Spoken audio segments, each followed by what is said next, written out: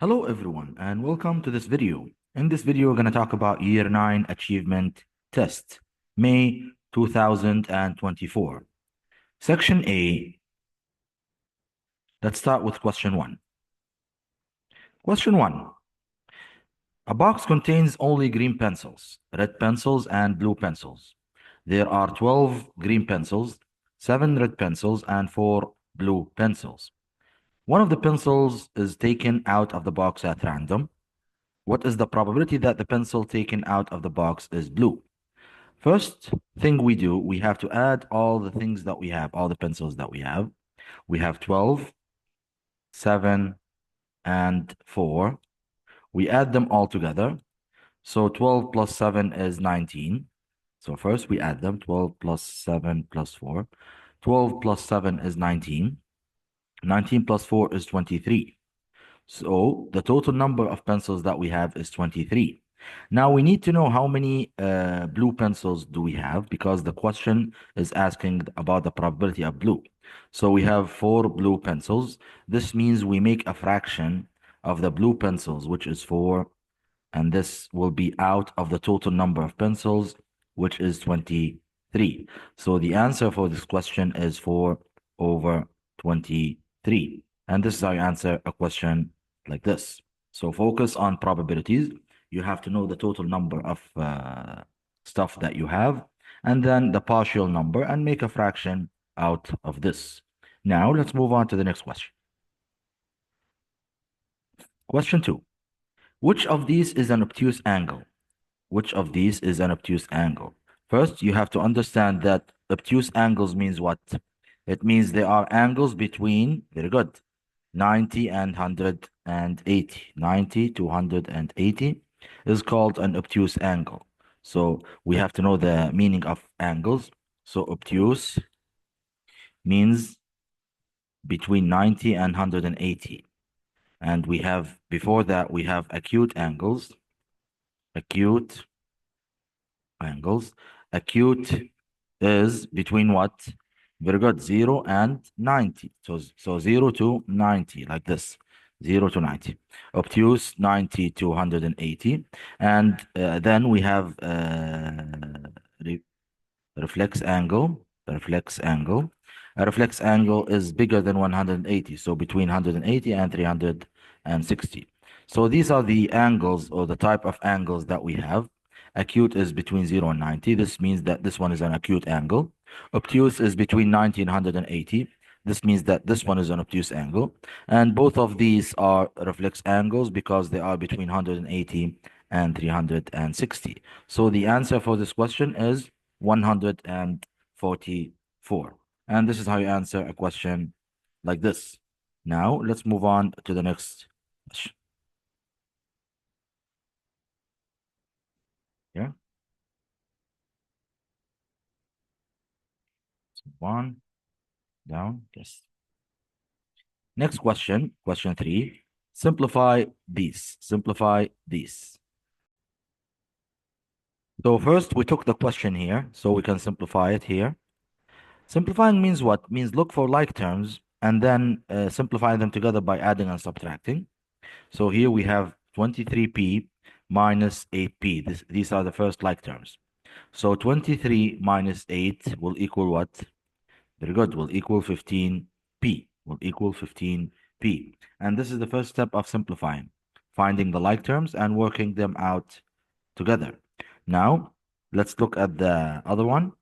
So, as we said, 23 minus 8p is going to be 15p. Now, the other like terms are the q's here.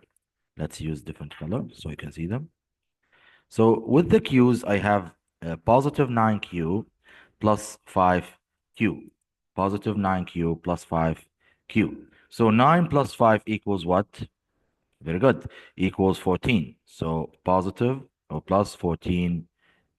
Plus 14q. So the final answer is 15p plus 14q. 15p plus 14q. And this is how you answer a question like this. Focus when you simplify and look for like terms so you can work them out together.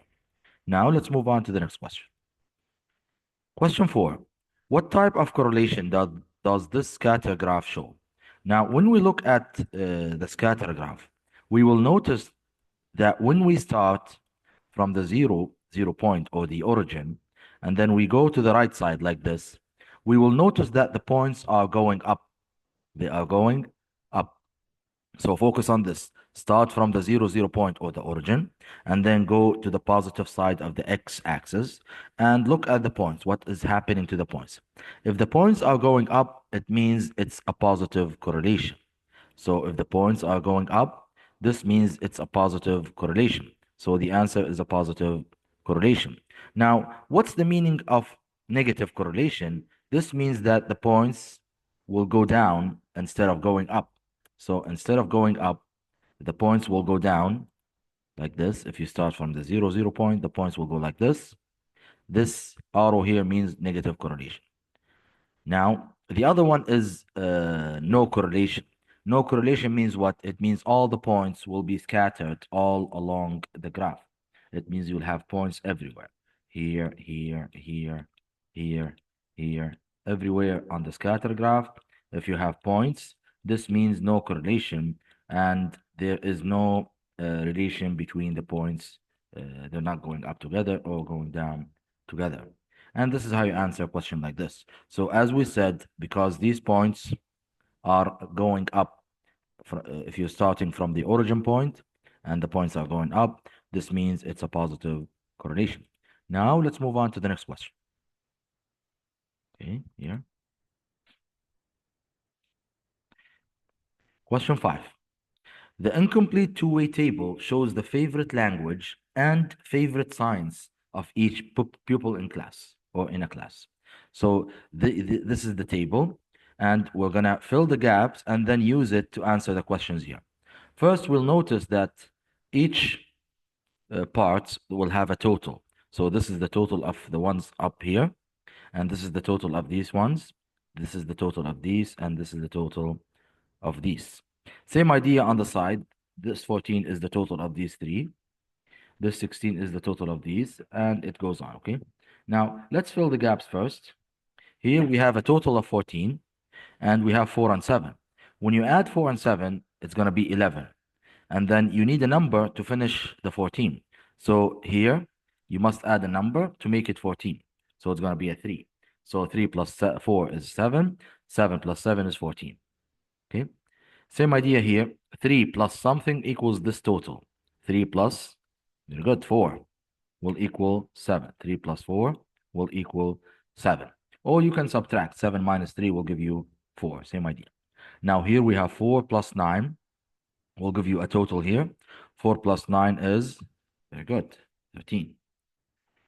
Now we're missing a number here that makes 4 plus 9 plus this number 16. So we can add 9 and 4. 9 and 4 is 13. And then subtract it from 16 and the answer will be 3. So here we are missing a 3. Okay, so 4 plus 3 is 7 plus 9 is 16. Now 7 plus 3 will be 10. And then here 14 plus 16 will be 30. Will be 30 like this. Now let's continue with the question. How many people said Spanish is their favorite language and physics their favorite science? So this means that you have to start from Spanish like this, and you go till you reach the physics column. This is the physics column. So when you go, you will reach here.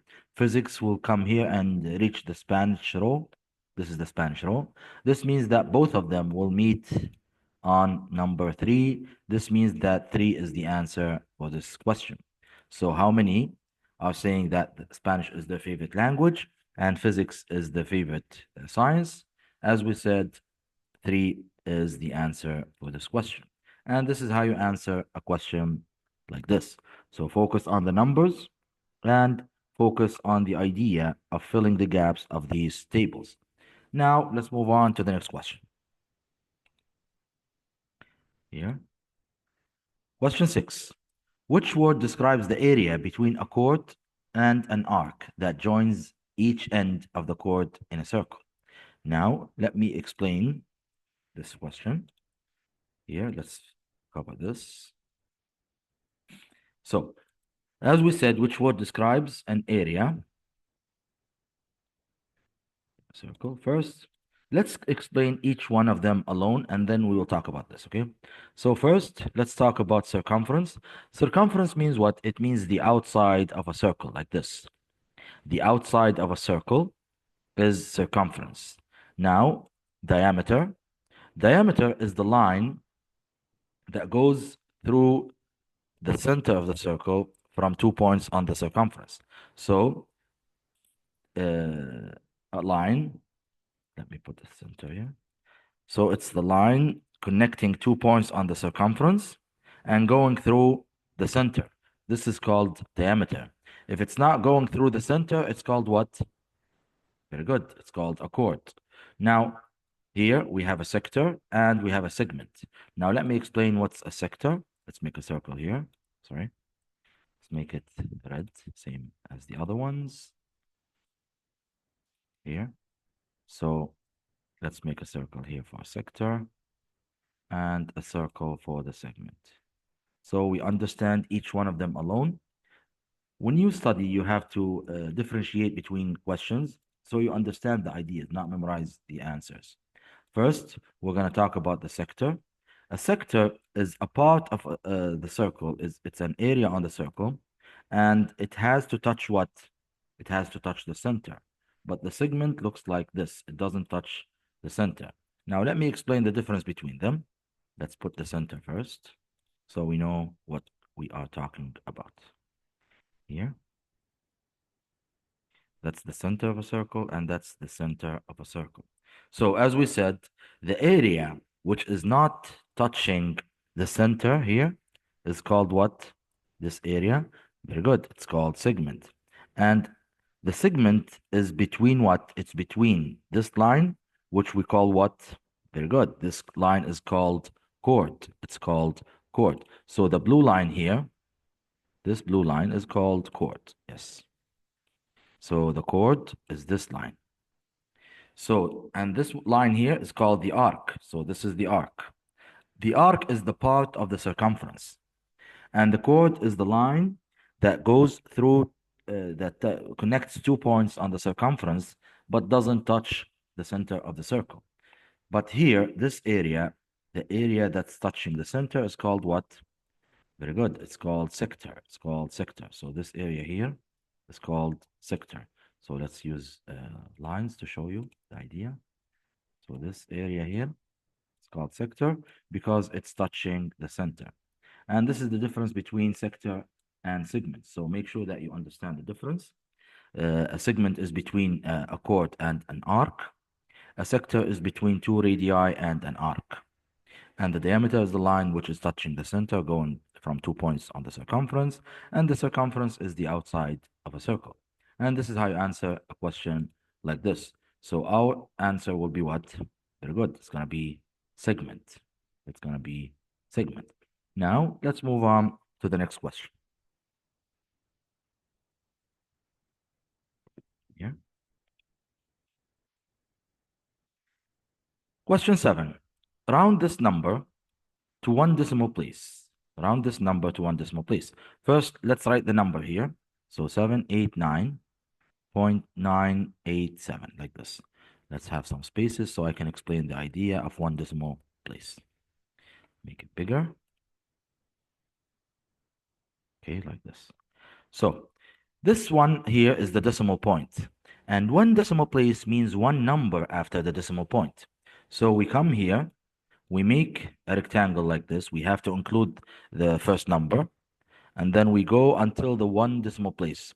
So this number is the first or the one decimal place. We have to include this in the answer. That's the idea of one decimal place.